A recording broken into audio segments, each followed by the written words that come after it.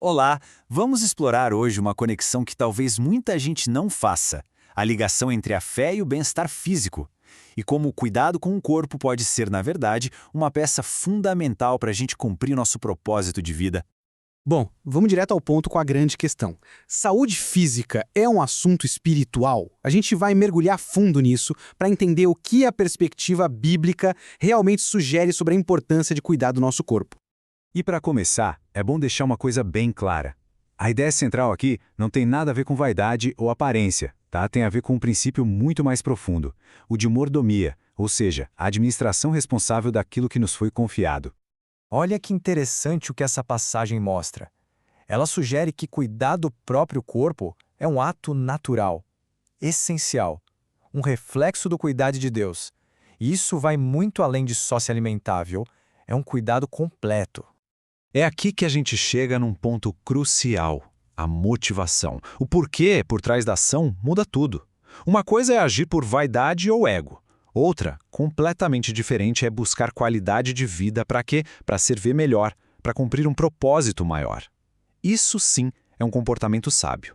E isso se conecta perfeitamente com uma ideia poderosa, o princípio do plantio e da colheita. É simples, né? Nossas escolhas de hoje são as sementes que vão gerar a nossa qualidade de vida amanhã. O presente está literalmente moldando o futuro. Ok, então se a mordomia é o porquê, qual é o primeiro passo do como? Por onde a gente começa?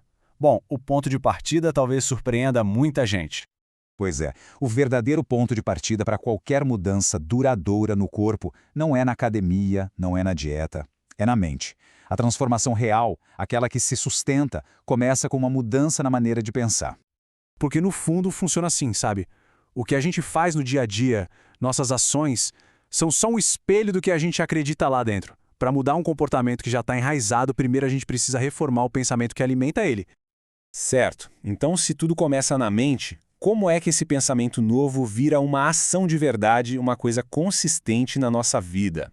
Vamos ver esse caminho. Olha só que interessante esse processo. Primeiro, vem uma nova percepção. A gente absorve uma verdade. Só que saber não é suficiente. Essa percepção precisa se transformar numa convicção profunda, numa crença firme. E é só a partir daí, dessa convicção, que o novo comportamento surge e se mantém. Senão, o que acontece é o que a gente pode chamar de obesidade de informação. Sabe como é? Aquela pessoa que sabe toda a teoria, leu um monte de coisa, mas nunca aplica nada. O conhecimento não pode ser só um troféu, ele tem que ser o combustível para a mudança. Mas e aí, como se constrói essa convicção forte? O segredo está no poder da repetição. Pense nesse caminho. A repetição constante de uma verdade constrói a crença. Essa crença, com o tempo, vira fé. A fé gera constância. E, finalmente, a constância é o que cria a disciplina. É um processo. Agora, para a gente fechar, vamos trazer todos esses princípios para a nossa realidade de hoje. Vamos entender por que essa conversa é tão urgente. E a realidade, gente, é um pouco alarmante. Olha só esse dado do Ministério da Saúde de 2021. Mais da metade da população brasileira, 57,25%, está com sobrepeso. Isso mostra que existe um abismo enorme entre o princípio do cuidado e a nossa prática diária. Então, olhando para esse número, a pergunta que fica é inevitável, né? Será que estamos glorificando a Deus com essa realidade? As nossas escolhas coletivas estão refletindo aquele princípio de mordomia que a gente falou no início? Porque, no fundo, é um lembrete poderoso. Até as coisas mais rotineiras, como o que a gente come ou bebe, podem e devem ter um significado espiritual. Podem ser feitas com uma intenção maior. E aqui vem o chamado final à ação, quase um alerta. A gente precisa proteger e cuidar dos dons que recebemos. E a saúde é, sem dúvida, um dos mais preciosos. A responsabilidade de guardar o que nos foi dado é nossa.